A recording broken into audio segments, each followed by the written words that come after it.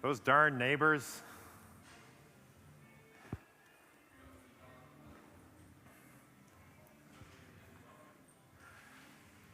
All right, let's begin. Let's treat Eclipse. Okay, there is the word the. Let's treat the Eclipse IDE more like a product. Much of this talk is a rant. I'll apologize for that in advance. But anyway, it is what it is. So my name is Wayne Beaton. I'm with the Eclipse Foundation. I'm the Director of Open Source Projects. I am an occasional evangelist. That was my full-time position at the Eclipse Foundation for a long time. I understand the term evangelist is hilarious to non-native speakers. I have a great interest in the Eclipse IDE being successful, and I think it comes as a great surprise to a lot of our communities that we, for years, have never actually produced anything at the Eclipse Foundation that we actually considered or treated as a product. For many years, people downloaded the Eclipse SDK and treated that like a product. They thought it was, and really just the output of the Eclipse project itself. Then we introduced the notion of packages, and packages started to look like products. They were actually assemblies of things based on projects that participated in the simultaneous release. And again, they looked a lot like products, but we were very careful not to call them that. In fact, we came up with a special name. We called them packages. We very carefully tried to avoid the word product, because product carries with it some connotation. Are we close to the level? I'm trying to keep changing the level of the mic, and I confuse myself. I decided when I started putting this talk together to look up some definitions, and these are various dictionary definitions of product. And I think by almost every definition, except maybe the third one, well, and the fourth, I guess. Fourth being a mathematical definition. The first two certainly fit the definition. Eclipse fits what we ship from Eclipse definitely fits the definition. So reality is we've been shipping products for years, despite the contortions that we go through to avoid using the word. So again, most of our Eclipse projects do make products. I'm using the word most there because I'm just hedging. Chances are someone's going to come up with an example of something that's not a product.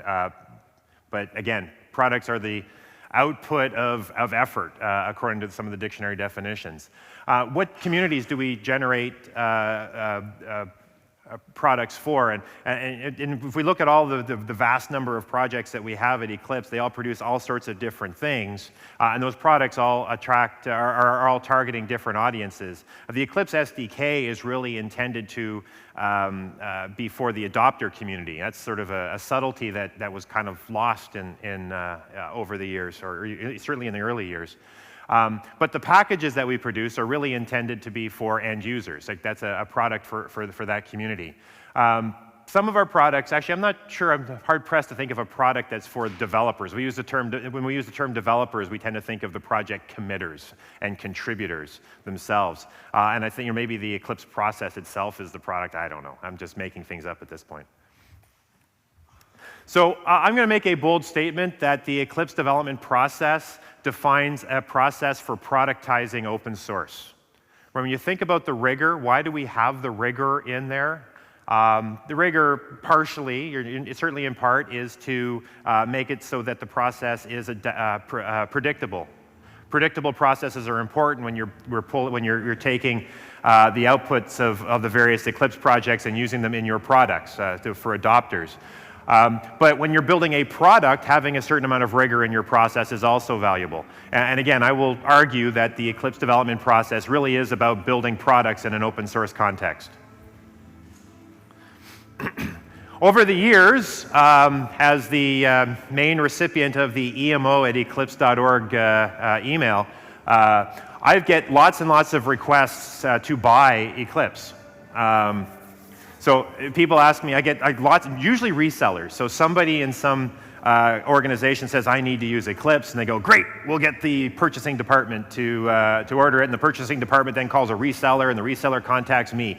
It's a weird, wonderful purchasing chain.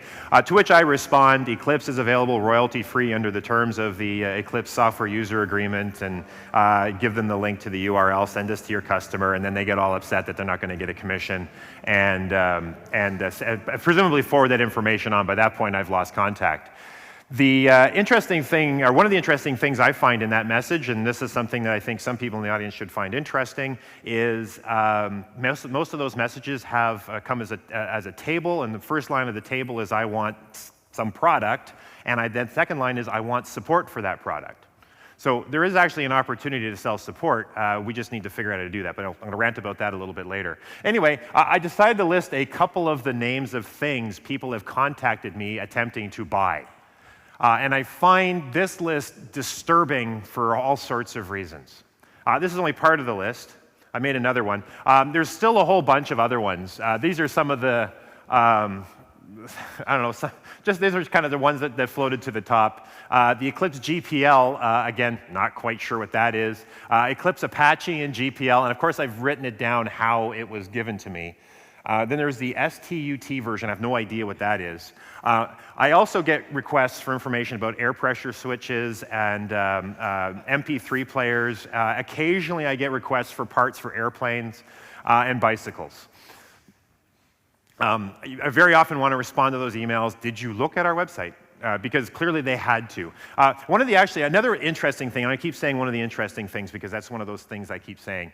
An interesting thing, though, if you think about all these people who send me emails, how they got to the point of sending me the email is they went to our website, figured out the Contact Us link, which isn't that hard, went to the Contact Us page, which has all this information about contacting us, and it has an email address that says, do not contact us for support. There's text around it that says, I don't think we actually say we don't sell anything, but maybe we should do that. But they have to actually go through the trouble of digging down a couple of layers, about 3 or 4 clicks on our website, to find an email address that explicitly states we don't do support on it. And they still call, actually we get lots of requests for support as well. Anyway, I find it interesting that they go through all that, and I guess they're desperate. They just want an answer. They find an email address and they send it to me.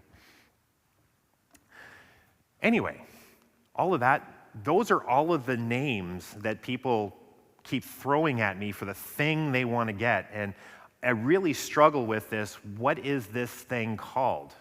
Right? It's Eclipse. Well, no, Eclipse is not. Eclipse is an adjective, right? It's the Eclipse Foundation. It's the Eclipse Platform Project. I am an Eclipse Foundation or an Eclipse employee or an Eclipse committer, right? Eclipse is an adjective. Eclipse is not a thing, right? And we tend to mix this up, and this is terrible. But of course, then, if you want to download Eclipse, well, we have 314 projects that produce all sorts of things. So what is Eclipse? When you want to download Eclipse, okay, does that mean Eclipse Link? No, well, most people's minds, it means the IDE. So why don't we call it something? I don't think calling it Eclipse is right.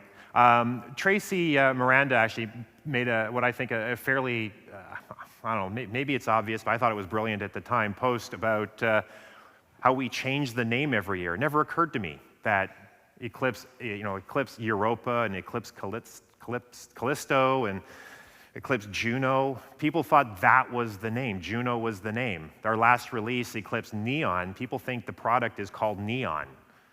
And I find that weird. So Eclipse Oxygen is not the right name either. I think, really, it's most people, I think, would be happy with Eclipse IDE or Eclipse Workbench. I think if you call something the Eclipse JDT or the Eclipse CDT, people know what you're talking about, and maybe that's a name too, but that's not a single name. Eclipse CDT is a particular variant of the thing. What do you call it when you have CDT and JDT together? Is that, it's the Eclipse IDE with, in fact, that's what we call the packages, the Eclipse IDE for Java developers. So I think the thing that we're talking about, maybe you guys are thinking I'm crazy because you already know what the answer is, but we at the Foundation have this discussion far too often. Anyway, who thinks, just a show of hands, Eclipse IDE, who would be happy with that as the name of the thing? How about Eclipse Workbench? Anyone hate Eclipse Workbench? Really? I really like it. Anyway, so it's not going to be that then. But I think we need to be careful. Like, oxygen is the addition of the product that we're producing. Oxygen is the name of in fact, oxygen is actually a code name for our next release. Neon is a code name. I guess these are names, using code names in marketing can be valuable, but I think we do ourselves a disservice by making it so front and center and effectively making it the name. The other thing is, what is the logo? The top thing I have there, that's the Eclipse Foundation's logo. In fact, the IoT PMC recently in an email exchange expressed some frustration that the Eclipse IDE using the Eclipse Foundation logo makes it difficult to compete. I spent some time at Java 1, and people would come to the Java 1 booth to look at some of the cool IoT stuff they had, and they just could not get it into their brain that we weren't showing them tools for IoT, right? It was actual IoT solutions. And I think a lot of that is we use the same logo for too many different things. Now, I went through and I grabbed all of the different logos for all of the different packages we have. I think some of them are okay. I quite like the CDT one. The Java E one is distinct. I'm not sure how I feel about it. But the Java one, I'm pretty sure, if I remember properly, that the second one in here is actually the one for the Java, Eclipse IDE for Java developers package. And that logo doesn't say that to me. So I think it's time that we actually spend some effort and make a logo that's specific for the Eclipse IDE in general. Okay, so that's a good idea then. Mikael likes it, cool. And make it fresh every year?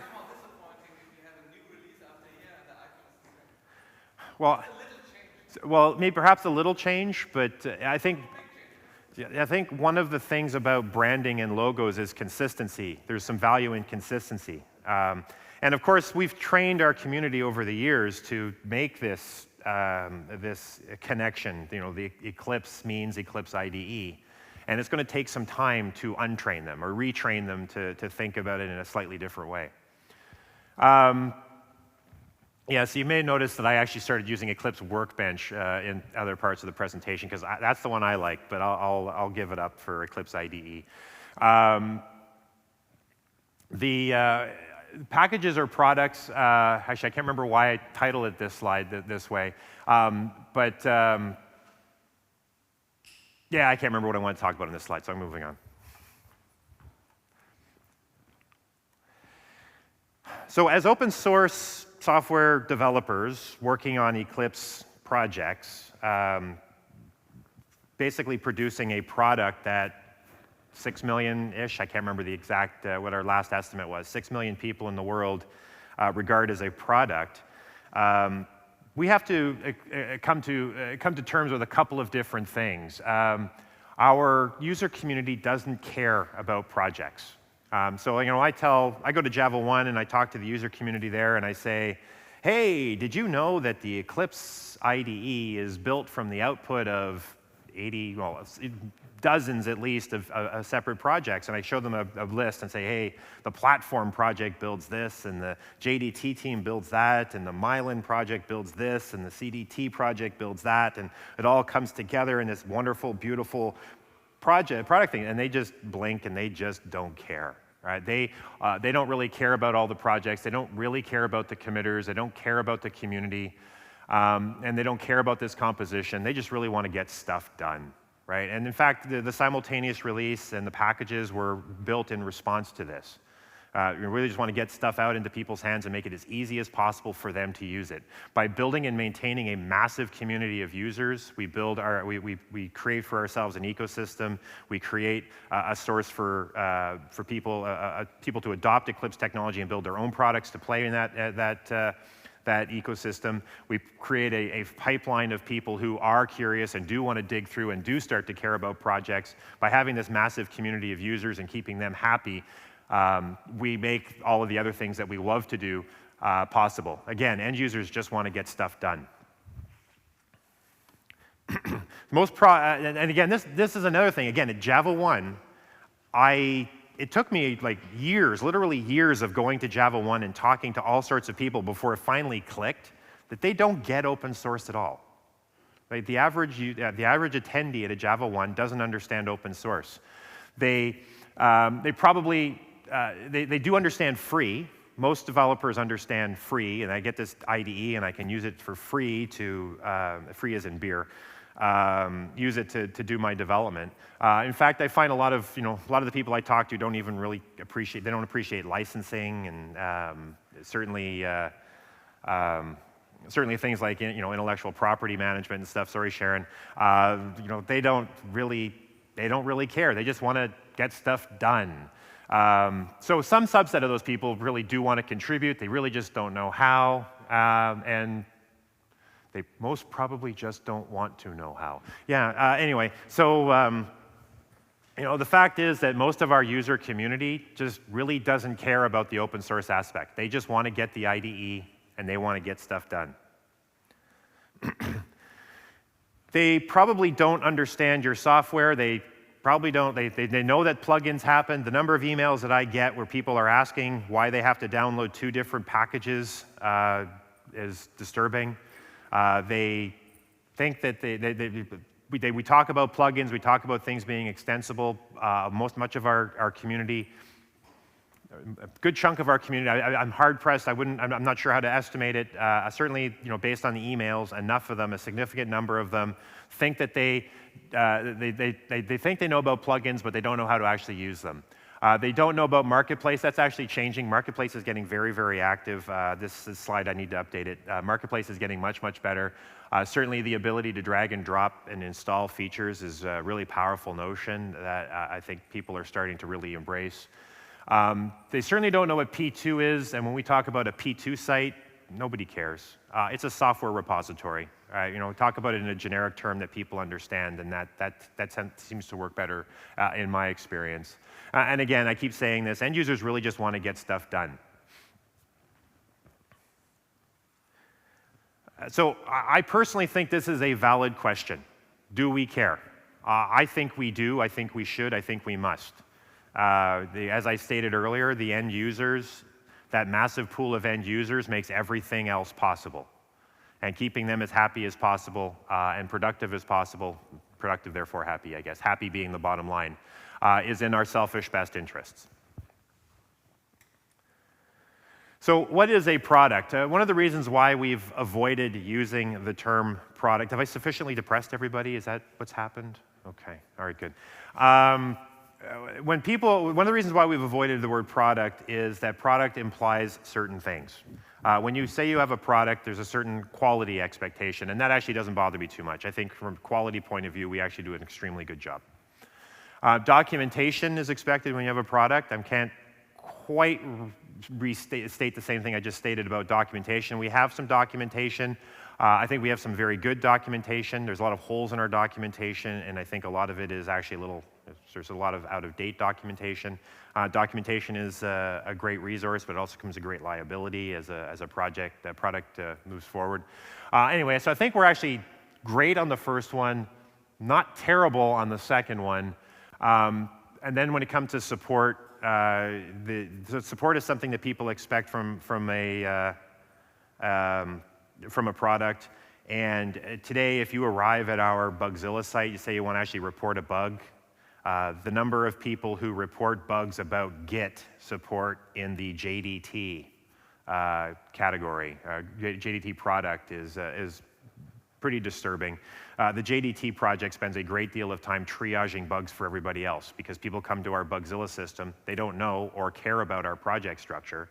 They navigate enough to figure out that they're using Eclipse and they're doing Java development, and they were doing Java development when they had problems with the Git integration. So that's where they wind up navigating to, or something else.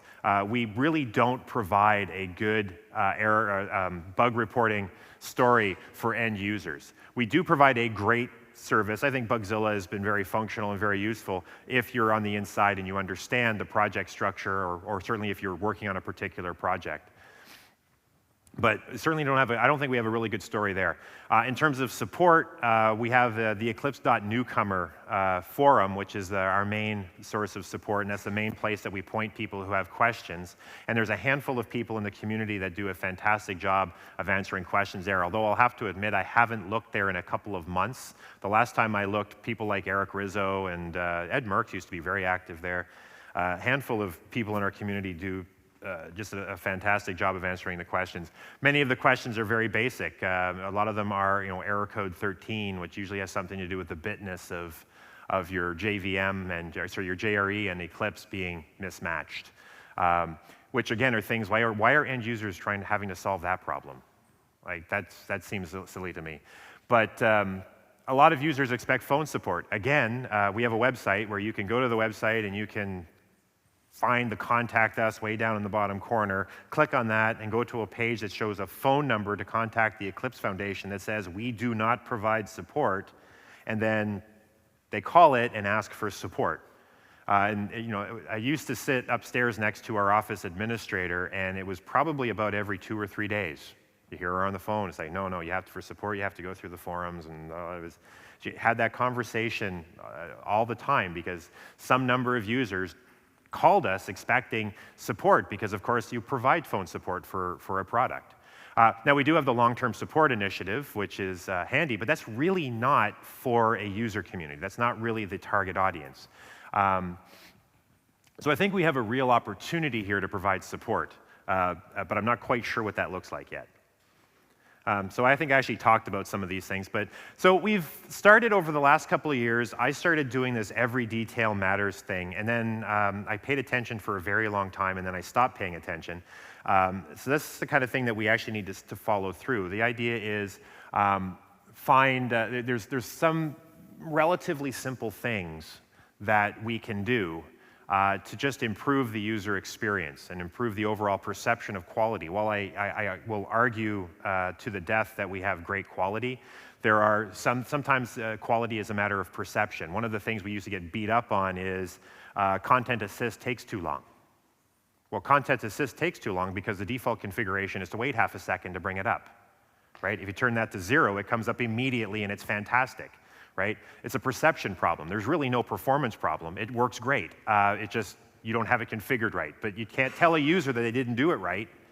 Clearly the user didn't figure that out. So that was, those are the kinds of little things that I think we can easily address. There's a website, ihateeclipse.com, I think. And we look at that site regularly. What are the things that people are saying they hate about it? And if you go to that site, and again, it's the same idea. If you look at the things that people say they hate about Eclipse, they're all configuration problems, right? We do all that stuff. We do all the right stuff. It's just people can't find it.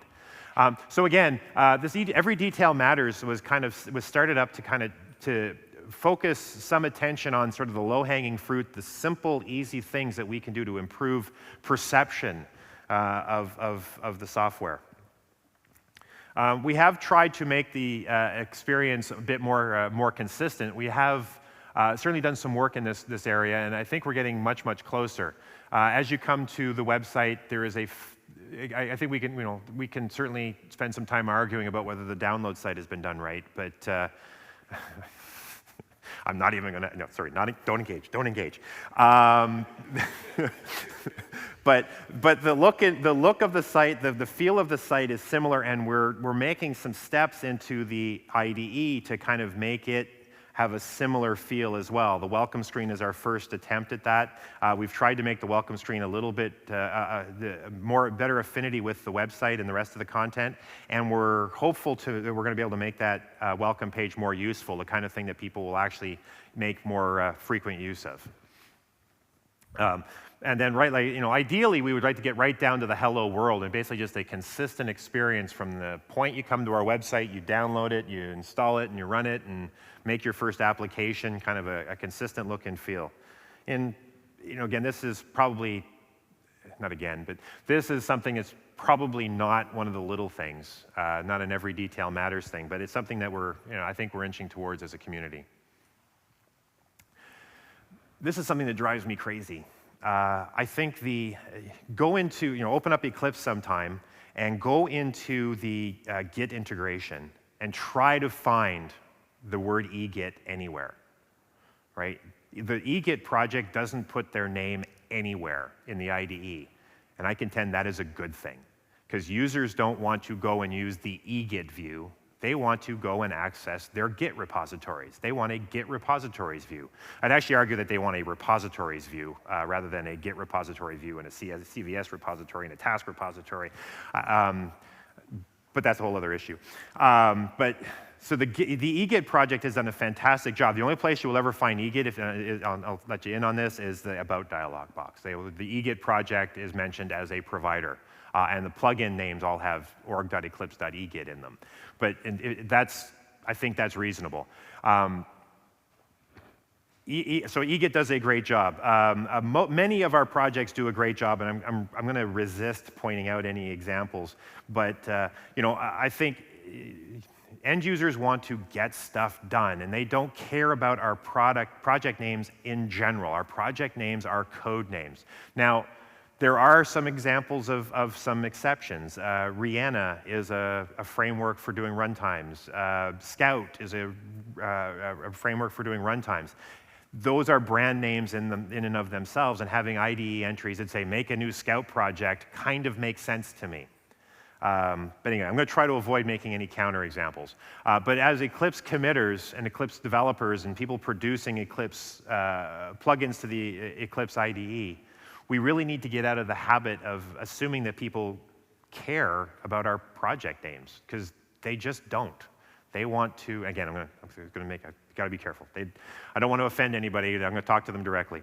But your project names are code names, and if they are used, they are also adjectives, right? It is the Scout project. I've already picked on Scout, I think in a positive way, right? It's the Scout project. It's really not, it's not, or anyway, there's some fuzziness when it comes to Eclipse Scout by itself kind of makes sense too. But in general, project names are adjectives. We need to put more energy into user experience, and there's actually the Architecture Council has a working group, is kind of an overloaded term at the Eclipse Foundation, but anyway, they have a working group, a subgroup of the Architecture Council that's working on revamping our user interface guidelines document, which I'm pretty excited about. So we're going to, in fact, we've got a bug open right now to make it a requirement for release, to pass a release review that projects conform to the user interface guidelines or explain why they're not. We'll see how that goes. I'm interested in exploring the topic. But ideally, if you're building plugins into the Eclipse platform, you need to integrate seamlessly as much as possible. And a lot of this is, again, the naming thing, right? You don't inject your name into places that don't make sense. Having views that work seamlessly. I love this. I make heavy use of the selection service. It works. It's a really handy service to use to integrate without tightly coupling with the rest of the environment. But there's other ways to do that. This other point here, avoid code words or jargon that is meaningless to the user. I will be the first one to admit that I should not be designing your user interface. Good, real product teams have teams of people who design the user interface. We don't generally have that at the Eclipse, within our Eclipse projects, but the least we can do is try to avoid things that are confusing or meaningless to the user.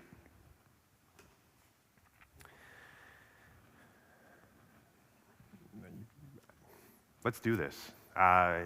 We ship Eclipse, the Eclipse IDE. I gotta be careful. It's not Eclipse, it's Eclipse IDE. We ship the Eclipse IDE without a JRE, and we expect that the user has installed one or knows what they're doing.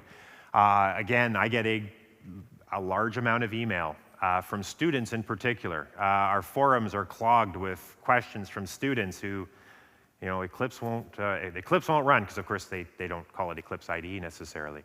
And of course, certainly people who are new to Java don't really understand the subtlety between a 32-bit and a 16-bit JDK. And frankly, they don't have to think about any of this for any other application they install. What's going on with this? I'm encouraged that bug 506.244 has been opened to discuss including a Java runtime environment with the CDT. We're pretty convinced. We're pretty convinced at the Eclipse Foundation that we can actually make this work from an IP point of view. So we're looking forward to the CQ, and we're going to do it. So now I use the word CQ. Who knows what a CQ is? This is an example of jargon, right? It's not a CQ. We're going to connect with the intellectual property team and work through the process, right? We have a process of doing intellectual property. We have the primary means of communicating with the intellectual property team is through what we call a contribution questionnaire, making a contribution to the Eclipse project. And we codename that, or we shorten that to a CQ. Everybody that's been an Eclipse committer for more than a couple of weeks or a month will know what a CQ is, but everybody else in the world has no idea.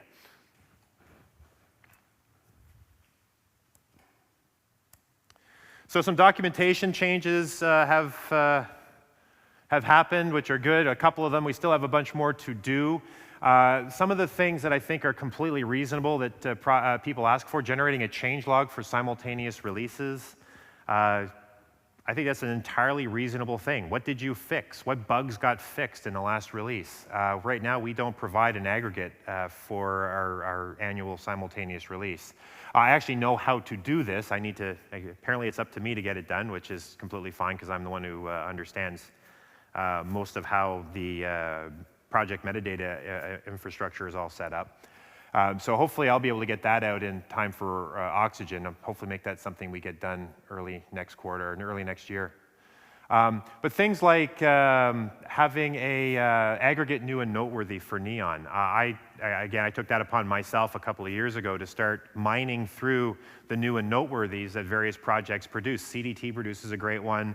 The JDT produces a great one. They both produce them very consistently, but they do it differently. Right, so to an end user coming to our site, they really have no hope of finding out everything that's new and noteworthy across all the different things. eGit puts it in another different place, and the M2E, the Maven integration, puts it in a different place. Some projects don't even do it. So I took it upon myself to go through and mine all of the end user things that end users would care about and put them into a single aggregate document. And then some other projects started doing the same. So we've created this mechanism for doing an aggregate new and noteworthy, and some project teams are stepping up and participating in it, which is fantastic. So as we move forward, I'm pretty excited that given any new release of the Eclipse IDE, you will have a fighting chance of getting a list of things that are new and noteworthy. The changelog will be a slightly bigger thing and certainly more detailed, basically a bug list. There's little things like install page. I can't give you a URL that points to how do you install Eclipse. I can tell you to go to the download page and click the installer, and then when you go there, there's a little JavaScript-y thing. If you click, it'll expose it and give you the instructions. But I should be able to point you to a particular page and just say, here, go look here. So these are little things that we're going to hopefully address in the Neon timeframe.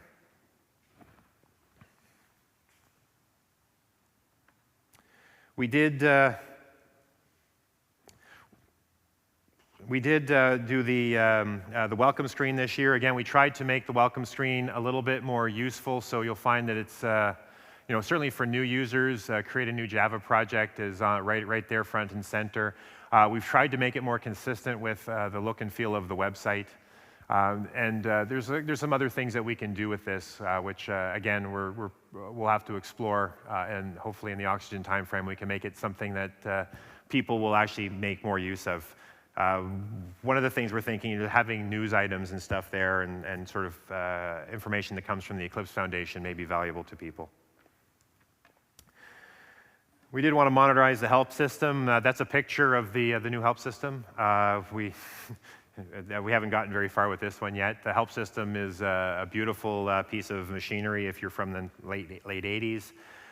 We need to, there's certainly a lot more we can do to make that more visually appealing and more useful.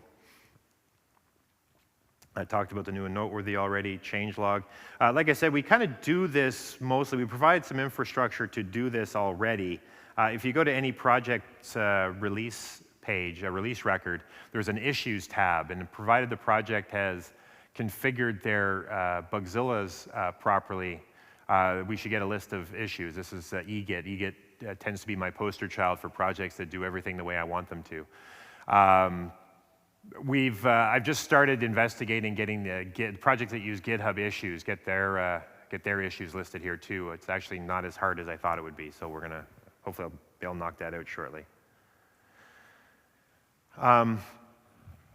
Making your stuff as easy as possible to get, I think, is valuable. This is an example of a marketplace record. We actually have some half-decent tools for doing SQL development, but if we subject our user to the horrifying experience that is the P2 installer, hopefully John's not here. Anyway,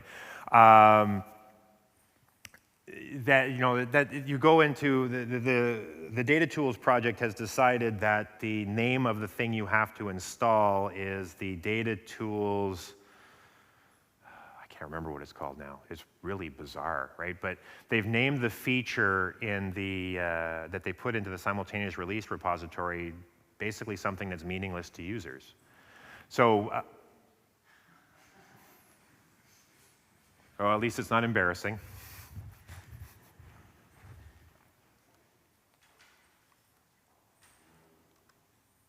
So the important lesson is to turn off some of those other pages before I present. Anyway, project teams should be making marketplace entries because they make it really easy to install your software into the Eclipse IDE. So I actually made this one because I actually sat down to try and I wanted to install all the SQL development tools, and I went to the software repository and I said, I don't even know what I want to do. So I went and made this because it was just easier to make this and then drag and drop it on top of the IDE. But anyway, so, and 6 people have liked it. That's awesome. Anyway, so they're not hard to make. They do have to be maintained from release to release. When you make new releases, you do have to come here and update it. But they sure make it easy to install. If you've never seen this before, if you go on the website and you grab that install button and you just drag and drop it on top of your Eclipse IDE, it installs that feature for you, right? It's super simple. It finds all of the prerequisites and dependencies and pulls it all in and just makes it happen. You can also access this through the Marketplace client directly within the IDE. I think this is telling me that I'm over. I'm way late, eh?